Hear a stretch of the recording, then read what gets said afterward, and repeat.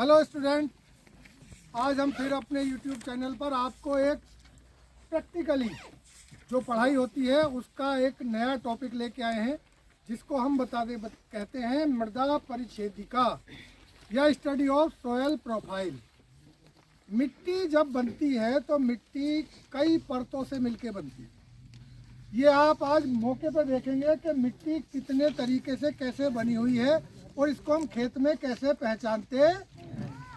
ये हमें दिख रहा गन्ने का खेत है और गन्ने के खेत में ऊपर से यहाँ पर मिट्टी उठाई जा रही है। मिट्टी उठाने में हमको दिख रहा है कि ये कई रंग हमको दिख रहे हैं।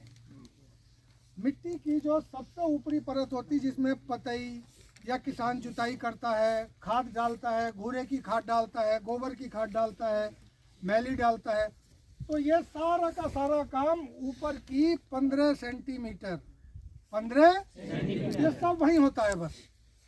और उसका रंग तुमको दिख रहा होगा कि जब यहाँ देखोगे तो उसमें पतई भी है, कूड़ा भी है, घास भी है, खरपतवार भी है, फसलों के अवशेष भी हैं, जड़ भी हैं। और इस वाले हिस्से में सबसे ज्यादा कार्बनिक पदार्थ होता है। और इस कार्बनिक पदार्थ से जैसे जैसे आप नीचे को चलोगे, देखिए यहाँ से हम नीचे चल रहे हैं तो रंग बदलता जा रहा है। मिट्टी का क्या हो रहा है? रंग बदलता जा रहा है। जब हम इसको साइंटिफिक तरीके से पढ़ते हैं तो हम मृदा परिच्छेदिका में कई संस्तर होते हैं।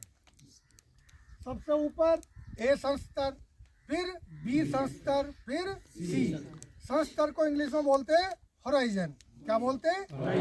A horizon, B horizon, C horizon. A horizon सारा का सारा किसान से सबसे ज्यादा संबंधित है। क्यों? कि ऊपर जुताई होगी, खाद पड़ेगा, फसल बोई जाएगी, पौधों के अवशेष होंगे, गलेंगे, सड़ेंगे, तो यही सबसे ज़्यादा महत्वपूर्ण है। और ये ऊपर की 30 सेंटीमीटर तक का बहुत महत्वपूर्ण भाग होता है। कुछ लोग ओ होराइजन भी बोलते हैं ऊपर वाले हिस्से को, जैसे ए बी सी, एक ए से ऊपर ओ भी होता है, क्योंकि उसमें कुछ डिफ्रेंशिएट करना थोड़ा मुश्किल होता है। सब कुछ मिला जुला होता है, पत्ते भी होंगे, खाद भी होगा, जड़ भी होगी, मिट्टी भी होगी, तो कुछ लोग उसको ओ भी बोलते हैं। ओ ए बी सी। इसमें सबसे ज़्यादा कार्बनिक पदार्थ है, जड़ें हैं। ये देखिए, जैसे जड़ दिख रही है आपको, ये मिट्टी दिख रही है, ये जड़ दिख रही है नीचे तक, ऐसी जड़ होंगी। कार्बनिक पदार्थ जैसे जैसे कम होता जाएगा, मिट्टी वैसी वैसे रेतीली जैसी या अलग रंग की दिखने लगेगी। ये पूरा रेत जैसा दिख रहा है, क्यों हुआ है? कि यहाँ से पोषक तत्व छन छन के यहाँ आए और इसमें से छन के और नीचे चले गए। जो सबसे नीचे वाला हिस्सा होता है वो वहाँ आता है। जब आप बोरिंग करते हो तो देखते हो कि चीकट मिट्टी निकल रही, कुछ कंकड़ पत्थर जैसे निकल रहे हैं, वो बहुत चिकनी होती है। वो वाला सी होराइजन या पैतृक पदार्थ, पेरेंट मटेरियल, वहाँ तक। तो हमारे काम की मिट्टी होती है ये वाली A horizon mainly. B horizon मिट्टी की पूरी एक पुनः संरचना जैसे होती ना। मान लीजिए जैसे मिट्टी उठ गई, अब ये कौन सा बी होराइजन आ गया। अब इस मिट्टी को ऐसी बनाने के लिए कम से कम 5 से 10 साल लगेंगे। 5 से 10 साल। क्यों? कि इसमें आप गोबर की खाद डालोगे, पतई डालोगे, इसकी ताकत पूरी तरह से एक बार खत्म हो गई।